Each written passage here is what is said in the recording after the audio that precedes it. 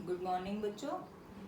आज हम आपकी पुस्तक आरोप का गद्य खंड का दूसरा पाठ मियाँ नसीरुद्दीन करेंगे। ये पाठ लिखा है कृष्णा सोबती जी ने। इनकी लेखिका कृष्णा सोबती जी हैं। तो आइए थोड़ा सा हम देखते हैं लेखिका के बारे में। सन 1925 ईस्वी पाकिस्तान के गुजरात नामक जगह पर इनका जन्म हुआ। बेटा कहाँ हुआ? पाकिस्तान। कब? सन 1925 में। शिक्षा इन्होंने ली लाहौर से, फिर शिमला से, दिल्ली से। इन्होंने अध्ययन का काम बखूबी किया और साहित्य में इनकी काफ़ी रचनाओं के लिए सरकार ने इन्हें साहित्य अकादमी, हिंदी अकादमी और शिरोमणि सम्मान जैसे पुरस्कारों से नवाजा है।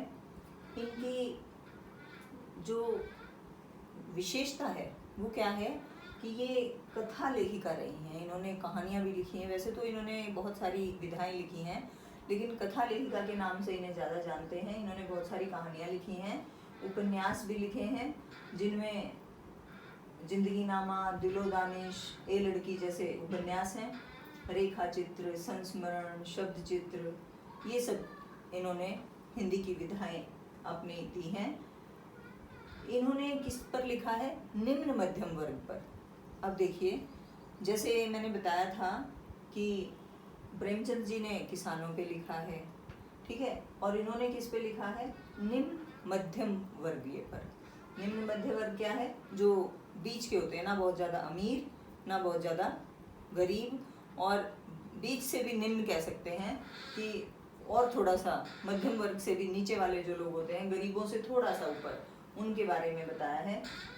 और इन्होंने जीवन की जो विभिन्न विसंगति हैं उनको यथार्थ के धरातल पर, मतलब वास्तविकता दिखाई है उनकी कि कैसे जीते हैं वो लोग। कहानियों में इन्होंने मित्रों मरजानी, डार से बिछुड़ी, बादलों के घेरे, ये कहानियाँ हैं इनकी।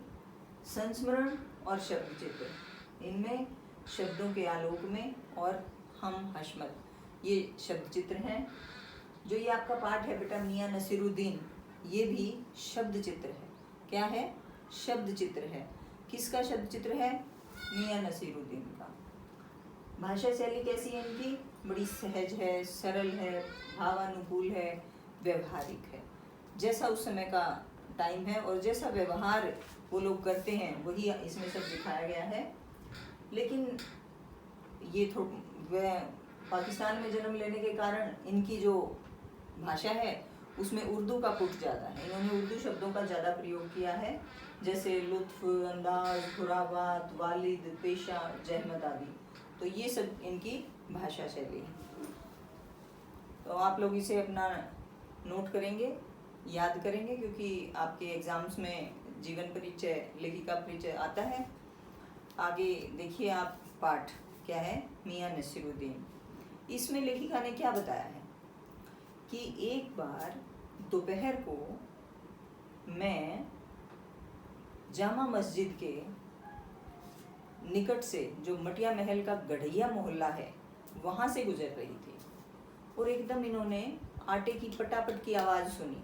आटा गूंथा जा रहा था तो ये एकदम से रुक गई, ये देखने के लिए कि सेवइयाँ बनाई जा रही होंगी, सेवइयों की तैयारी हो रही होगी।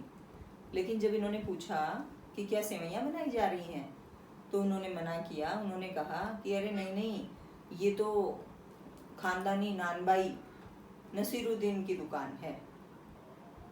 अब ये बात सुन के इनकी थोड़ी सी उत्सुकता बढ़ी कि नाम तो सुन रखा है मियाँ नसीरुद्दीन, किस लिए सुन रखा था? मियाँ नसीरुद्दीन की क्या विशेषता थी? ये कहते थे कि उन्हें 56 प्रकार की रोटियां बनानी आती है। 56 प्रकार की रोटियां। और बेटे नानबाई किसे कहते हैं? नानबाई का क्या काम है कि वो रोटियां बनाते हैं और बेचते हैं। खाने वाले जैसे आते हैं तो जिस तरह की रोटी वो मांगते हैं उन्हें उसी तरह की रोटी दे दी जाती है। तो जो मियाँ नसीरुद्दीन हैं ये ख़ानदानी नानबाई हैं, क्योंकि इनके पिता भी यही काम करते थे और दादा भी यही काम करते थे, तो इसलिए इन्हें ख़ानदानी नानबाई कहा गया है। तो फिर ये रुक जाती हैं। कौन? कृष्णा सोबती जी, हमारी लेखिका। वो रुक के पूछती हैं कि क्या आपने ये काम मतलब अब किसी से सीखा है? तो कहते हैं अच्छा अच्छा, नहीं नहीं, मैं तो इसको काम को ये नगीने बनाने वालों से सीख के आना था मुझे, मैं तो इसको मतलब जो आईना बनाते हैं उनसे सीखा, या हीरो वाले कारीगर से सीख के आया हूँ। ऐसा होता है कभी? मतलब उन्हीं के ऊपर प्रश्न जैसे दागते हैं। ये देखती हैं कि बड़े शाही अंदाज में खाट पर बैठे बैठे बीड़ी पी रहे हैं, और इनके पूछने पर बड़े शाही अंदाज में जवाब देते हैं, हाँ हम खानदानी नानबाई हैं। मतलब उन्हें इस बात का गर्व है, और फिर पूछने पर इस तरह से जवाब देते हैं। इनके जो पिता थे, क्या नाम है, मियाँ बरकत शाही। क्या नाम है नसीरुद्दीन के पिता का? मियाँ बरकत शाही।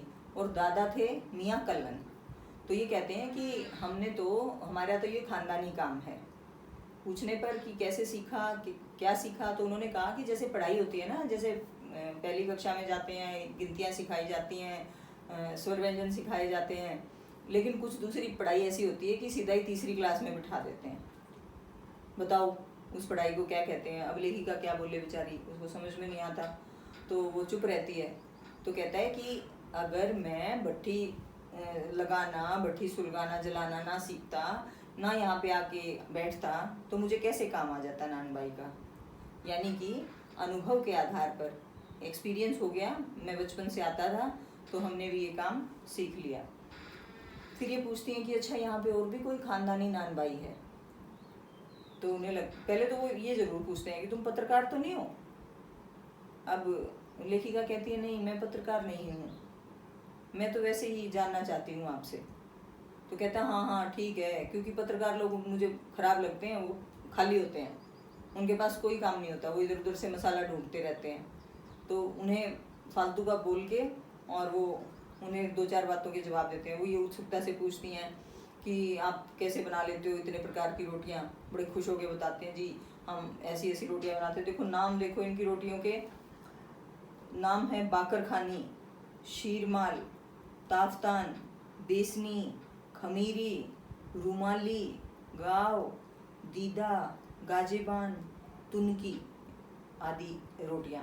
कहते हैं कि हम तो ऐसी बनाते हैं। तुनकी रोटी तो एक, तुनकी रोटी की ऐसी खासियत है, वो हो सकता है 1 नंबर में आपसे पूछ ली जाए कि सबसे पतली रोटी, तुनकी रोटी, जो पापड़ से भी पतली बनाई जाती है, उसे तुनकी रोटी कहते हैं। तो ये पूछती हैं कि अच्छा फिर आप खानदानी नानबाई हैं, तो मतलब आपके वालिद या आपके दादा मियाँ कल्लन मतलब किन के यहाँ काम करते थे? तो उन्होंने कहा अरे हमारे तो बादशाह सलामत के यहाँ काम करते थे। बड़ाई तो मार दी बादशाह सलामत के यहाँ। उन्होंने साथ में एक और भी बात कही कि अरे जब हमारे दादा मियाँ कल्लन बादशाह जी के यहाँ काम करते थे, तो एक बार बादशाह जी ने कहा कि मियाँ कल्लन कोई ऐसी चीज़ बनाओ जिसमें ना तो आग लगानी पड़े, बिना आग के पकाई जाए, और ना ही पानी इस्तेमाल हो। अरे हमारे दादा साहब ने तो वो भी उनको बना के खिला दी, ऐसी एक डिश कि जिसमें ना आग से पकाई गई और ना जिसमें पानी इस्तेमाल किया गया। अब कृष्णा सोबती जी पूछती हैं कि क्या नाम था उसका? तो कहते हैं अरे नाम के में क्या रखा है, नाम मत पूछो, हमारे जो दादा परदादा थे वो तो कुएं में भी रोटियां सेक दिया करते थे। मतलब बढ़ चढ़ के बड़ाई कर रहे थे।